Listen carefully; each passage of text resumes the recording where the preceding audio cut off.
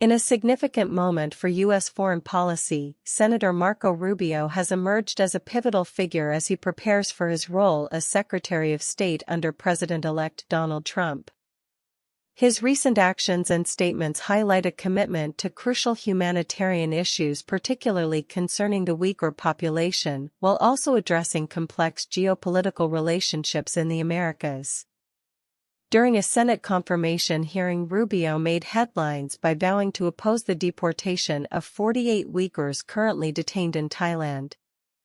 These individuals, who fled alleged persecution in China's Xinjiang region, have been held since 2014, and Rubio's commitment to their cause underscores a growing U.S. focus on human rights issues in the face of China's controversial policies. Thailand is a very strong U.S. partner, a strong historical ally, Rubio stated, emphasizing the potential for diplomacy to yield positive results in this sensitive matter. Rubio characterized the situation of the Uyghurs as one of the most horrifying things that has ever happened, detailing the systematic oppression they face in China. He noted that many of these individuals are at risk of torture or severe punishment if returned to their homeland. His strong stance is consistent with his past efforts in supporting the Uyghur Forced Labor Prevention Act, which seeks to eliminate forced labor from Xinjiang-produced goods. Human rights groups have echoed Rubio's concerns, arguing that the repatriation of these detainees could lead to dire consequences. Julie Millsap from No Business with Genocide remarked, "There has been no evidence presented to link these men to terrorism," countering China's assertions that the Uyghurs are affiliated with terrorist organizations. The Chinese government has consistently refuted accusations of genocide, framing its actions as necessary anti-terrorism measures. The situation in Thailand has escalated recently, with reports indicating that Thai immigration officials attempted to photograph Uyghur detainees and have them sign documents that could lead to their deportation. In response, detainees have initiated a hunger strike, fearing a repeat of past mass deportations that resulted in the disappearance of over 100 Uyghurs. Human Rights Watch and other organizations have called on Thailand to release these individuals and grant them safe passage to third countries, highlighting the ongoing humanitarian crisis at play. As Rubio steps into his new role, he will also need to navigate a range of pressing issues in the Americas. His background as the son of Cuban immigrants positions him uniquely to handle diplomatic relations in a region marked by economic and political challenges. Analysts expect him to take a more confrontational approach toward countries like Cuba and Venezuela, particularly in light of Trump's proposals for sanctions and territorial ambitions, including the controversial idea of incorporating Canada as the 51st state. Rubio's confirmation as Secretary of State could signal a more aggressive U.S. stance in Latin America, particularly regarding trade relations and migration policy. His commitment to addressing the complexities of U.S.-Latin American relations will be crucial as the new administration seeks to balance national interests with humanitarian concerns. In conclusion, Marco Rubio's upcoming tenure as Secretary of State is poised to influence both human rights advocacy and diplomatic relations significantly. His actions regarding the Uyghurs reflect a broader commitment to humanitarian issues that could define U.S. foreign policy in the coming years.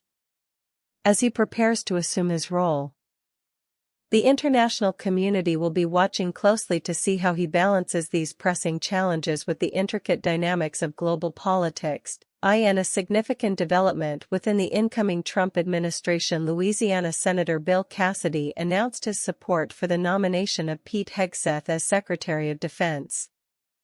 Hegseth, a combat veteran and former Fox News host, has sparked controversy due to past statements questioning women's roles in the military and facing allegations of misconduct. However, Cassidy's endorsement could be pivotal in securing Hegseth's confirmation, as it reflects a broader trend of Republican backing for the nominee in the face of criticism. During a recent Senate Armed Services Committee hearing, Hegseth emerged relatively unscathed despite the scrutiny surrounding his candidacy. Cassidy, who met with Hegseth prior to the hearing, expressed confidence in the nominee's capabilities, stating the president's pick for Secretary of Defense, Mr. Hegseth, has impressive academic qualifications, conducted himself very well in the Senate Armed Services hearing, and has a commendable record of service in uniform. This endorsement is significant considering Cassidy's political influence and the divided opinions within the Senate regarding Hegseth's nomination.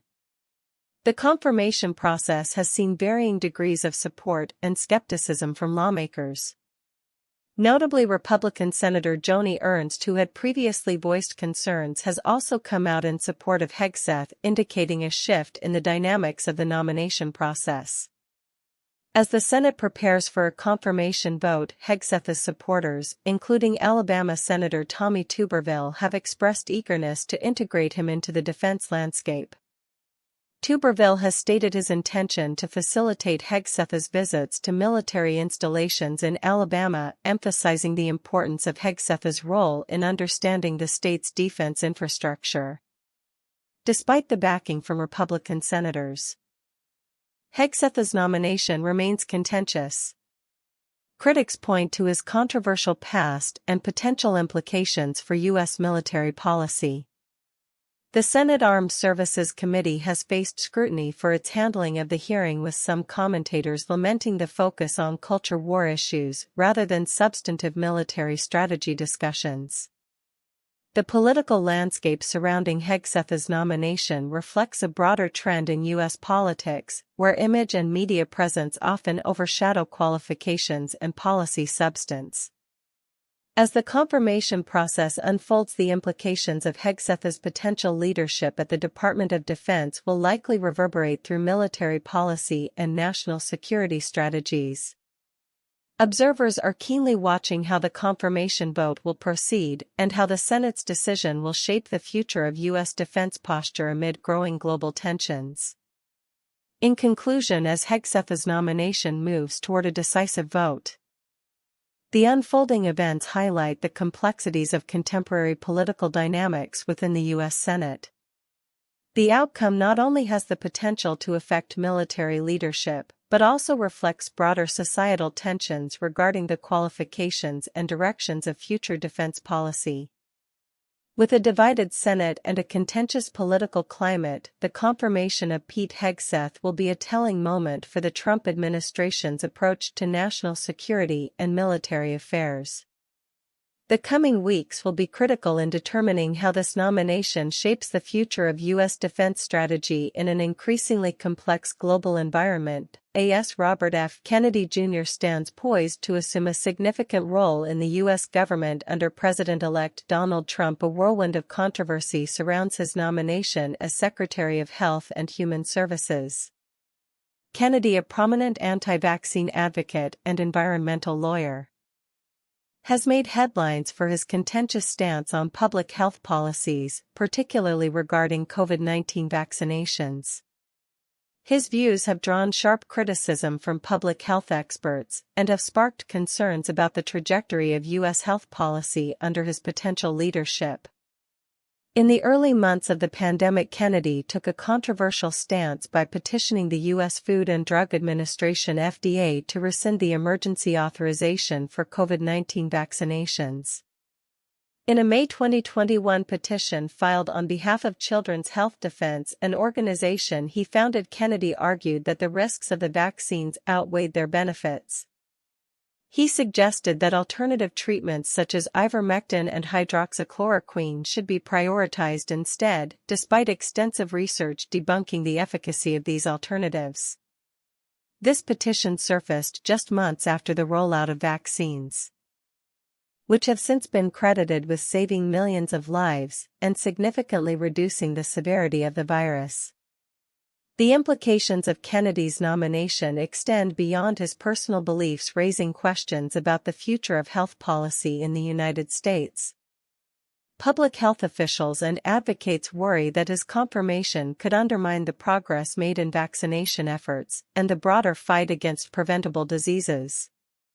Prominent voices, including Bill Gates, have expressed concerns about the potential ramifications of Kennedy's appointment. Gates, a well-known proponent of vaccination, highlighted the stark contrast between his own views and the beliefs espoused by Kennedy, emphasizing the need for science-based decision-making in public health. During confirmation hearings expected to take place soon, Kennedy will likely face intense scrutiny regarding his anti-vaccine stance and promotion of unfounded theories linking vaccines to autism. Trump has publicly supported investigations into these claims, further complicating the narrative surrounding Kennedy's nomination. While Trump himself has previously championed vaccine development during his presidency, it remains to be seen how his administration will reconcile these conflicting viewpoints.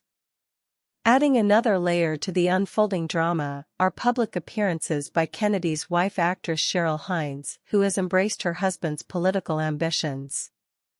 Hines has been a frequent presence at Trump's events and has publicly supported Kennedy's Make America Healthy Again initiative. However, her support has not come without personal conflict, as she has expressed discomfort with some of her husband's controversial statements in the past. This dynamic raises questions about the interplay between personal beliefs and public roles, especially in a politically charged environment. As the confirmation process unfolds, the future of U.S. health policy hangs in the balance. Kennedy's appointment could signal a shift toward a more controversial and potentially detrimental approach to public health, particularly in the context of vaccination efforts. With widespread concern about misinformation and vaccine hesitancy, the stakes have never been higher. Observers will undoubtedly watch closely as the Senate hearings approach, eager to gauge both Kennedy's readiness for the role and the administration's commitment to maintaining evidence-based health policies.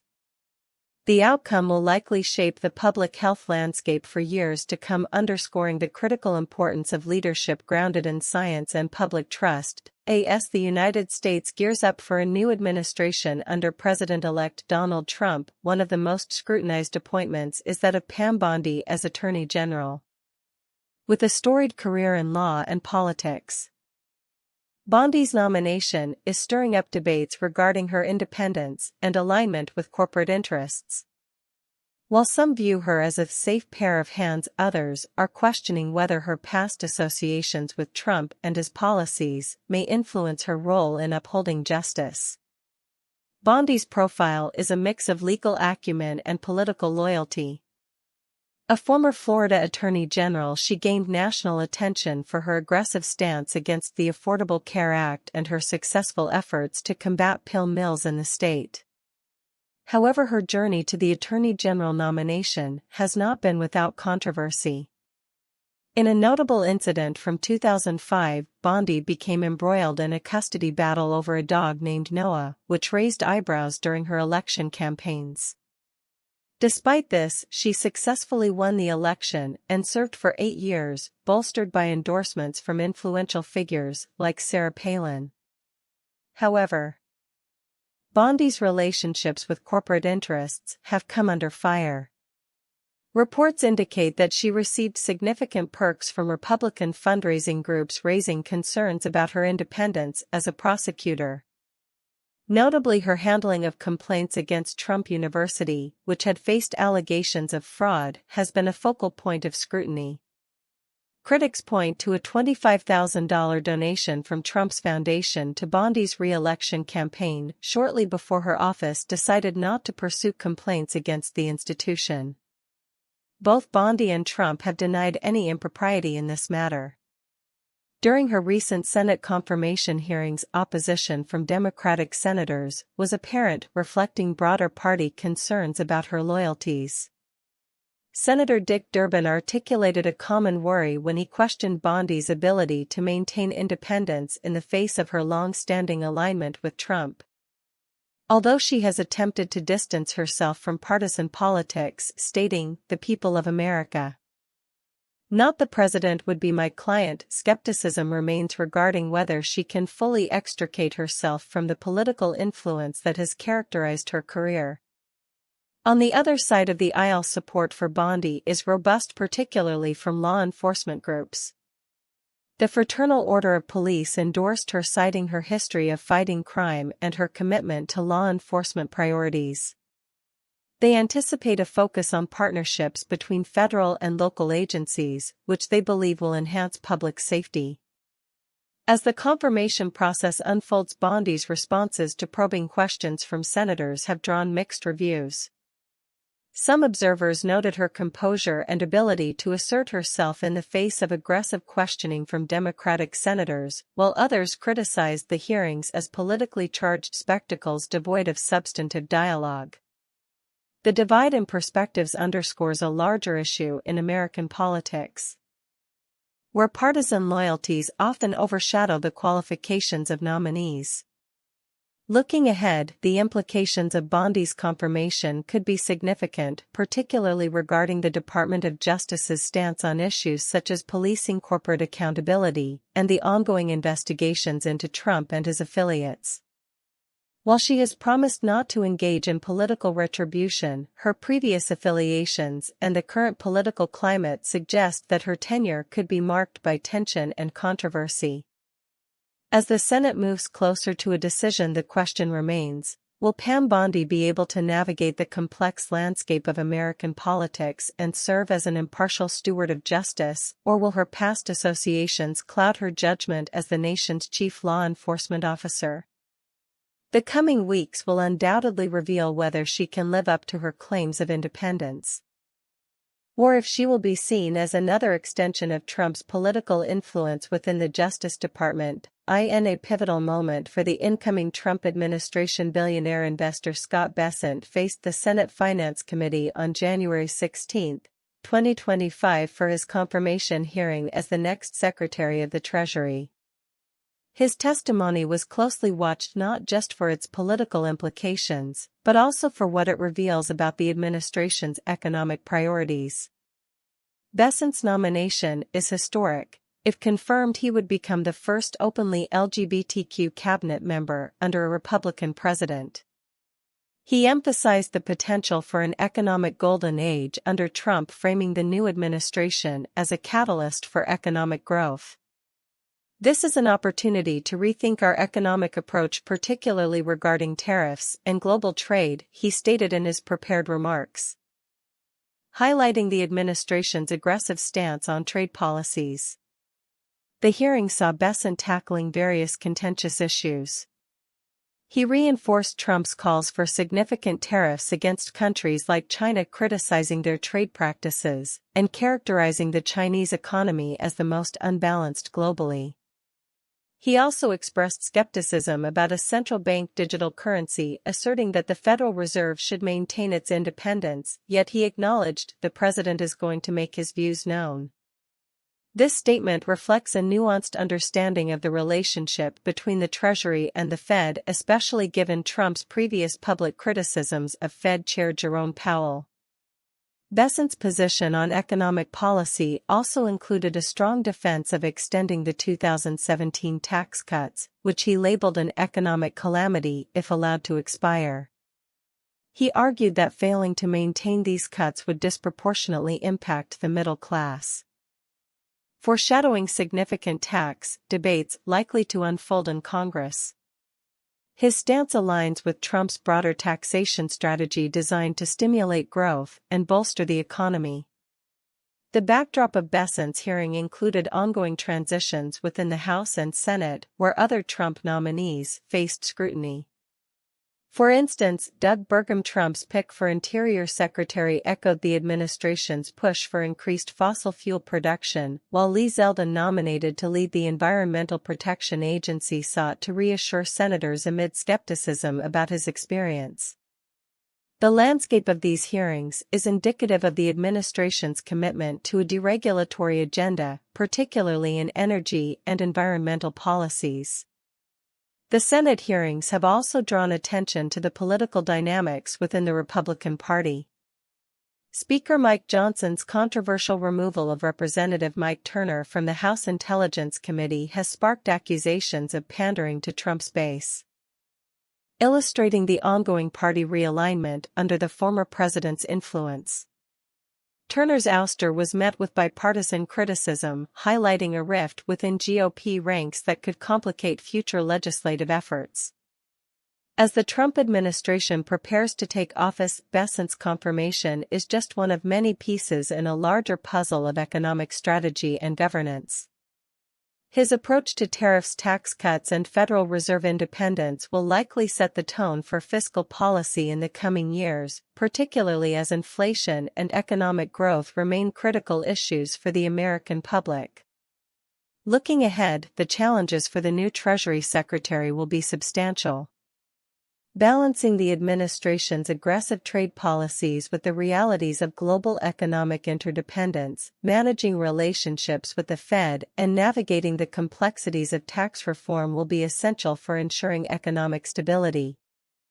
As the administration gears up for its inauguration, the ramifications of Bessent's policies will be closely monitored not only for their immediate impact, but also for their longer-term effects on the U.S. economy. The political landscape is shifting as President-elect Donald Trump prepares to take office, once again bringing with him a cabinet filled with prominent figures from various spheres including technology and finance. Among these appointments is Howard Lutnick, the billionaire CEO of Cantor Fitzgerald, who has been nominated as Commerce Secretary. Lutnick's nomination has sparked significant discussion, particularly due to his close associations with the controversial cryptocurrency Tether and the implications of this relationship for U.S. financial regulation. In a recent tweet, Jennifer Jacobs highlighted Lutnick's participation alongside other influential leaders in Trump's cabinet, noting a historic gathering prior to the inauguration. The image showcases a mix of political and business elites, including notable figures such as Elise Stefanik, Tulsi Gabbard, and Kelly Loeffler, underscoring the administration's strategy to blend political experience with financial acumen. Lutnick's ties to Tether, a stablecoin that has emerged as a preferred medium of exchange for various illicit activities, raise ethical questions about his suitability for a role that could influence cryptocurrency regulations. Tether, which claims to be a digital dollar backed one-to-one by US dollars, has faced scrutiny for its lack of transparency and its use in facilitating transactions by criminal organizations. According to a January 2025 report from Bloomberg, Tether has been linked to over $300 million in transactions controlled by sanctioned individuals, including those connected to terrorist organizations and drug cartels. The implications of Lutnick's position are significant. Though the Commerce Department is not primarily responsible for cryptocurrency oversight, Lutnick would likely have the president's ear on regulatory matters affecting Tether, as Cantor Fitzgerald has become integral to the company's operations. It's the digital dollar all over the world, Lutnick has said, promoting Tether's role in global finance, despite its problematic associations. This duality presents a challenge. Can a commerce secretary prioritize national interests while being tied to a company under investigation for facilitating illicit activities? Critics, including Senator Elizabeth Warren, have voiced concerns over Lutnick's potential conflicts of interest, questioning whether he will prioritize America's interests or those of his financial relationships. A commerce secretary is supposed to fight for America's interests, not his own personal interests, Warren stated. This sentiment is echoed by others who fear that Lutnick's history with Tether could undermine efforts to regulate cryptocurrencies effectively. Despite these apprehensions, supporters of Lutnick argue that his extensive experience in finance could benefit the U.S. economy. They point to his ability to navigate complex financial landscapes as a potential asset in fostering innovation and growth in the burgeoning crypto sector. Nevertheless, Lutnick has pledged to divest from Cantor Fitzgerald and Tether to comply with federal ethics rules, although details about this divestment remain vague. As the Senate Commerce Committee prepares for Lutnick's confirmation hearings, these discussions will undoubtedly intensify. The outcome may not only shape the future of Tether and its role in the cryptocurrency ecosystem, but will also set a precedent for how the U.S. government approaches financial regulation in an increasingly digital world. Looking ahead, the intersection of Lutnick's Commerce Secretary role and Tether's operations will be closely monitored, with Tether recently announcing a move to El Salvador, a country that has embraced cryptocurrency. The future of digital currencies in the U.S. remains uncertain. As Trump's administration begins to take form, it is clear that the dialogue surrounding cryptocurrency regulation will be a focal point influencing both domestic policy and international financial relations. The ramifications of these developments could have far-reaching effects not only on the economy but also on the global perception of the U.S. as a leader in financial innovation and regulatory frameworks.